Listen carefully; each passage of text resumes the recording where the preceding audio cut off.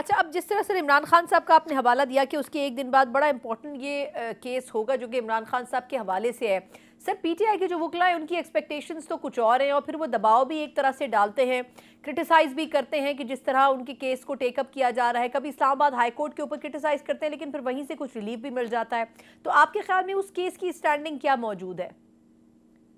देखें, बेल जो होती है वो पेवरली डिस्क्रिशन होती है और अमूमन मर्डर के केसेस में बेल हो जाती हैं। अब ये डिपेंड करता है कि सुप्रीम कोर्ट इस केस को किस तरह देखती है, क्योंकि बेल का ये तो मकसद होता है ना, आपने इन्वेस्टिगेशन करनी है या कोई ऐसा, तो वो तो सारे डॉक्यूमेंट्री जो है चीज़ें हैं, उन्होंने अब जो विटनेस है वो भी सारे गवर्नमेंट के ही हैं, उन पे इमरान खान तो अपना कोई इन्फ्लुएंस एक्सरसाइज नहीं कर सकते। तो जो डॉक्यूमेंट्री एविडेंस है वो रिकॉर्ड पे आ चुका है, चालान सबमिट हो चुका है, ट्रायल शुरू है।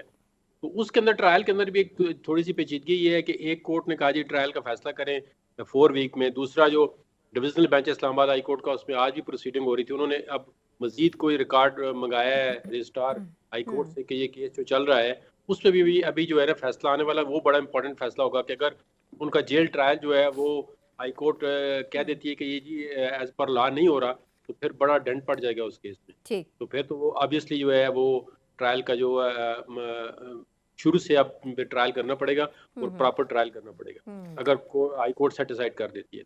बिल्कुल ठीक।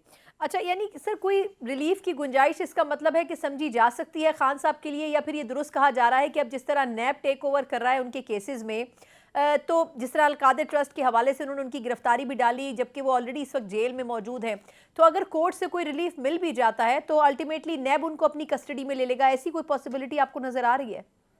ये पॉसिबिलिटी है कि वो बाहर उनका आना मुश्किल लग रहा है, क्योंकि अगर उनको साइफर केस में बेल होती है तो वो नैब की 30 दिन का रिमांड है, अगर नैब उनको अपनी कस्टडी में ले लेती है तो फिर वो 30 दिन का उनको रिमांड पूरा करना पड़ेगा, तो उसके बाद फिर वो पोस्ट अरेस्ट बेल अप्लाई करेंगे। फिर दोबारा अगर हाई कोर्ट में केस आता है उसका एक प्रोसेस चलेगा जो मेरा ख्याल में कम अज़ कम जो है 2-3 महीने से भी ज़्यादा ले सकता बिल्कुल ठीक। अच्छा, अब सर जो 2 जजेस के हवाले से शिकायत थी उसमें से ग़ालिबन एक तो जस्टिस सरदार जो मसूद साहब हैं उनकी वो दरख्वास्त तो ख़ारिज कर दी गई है।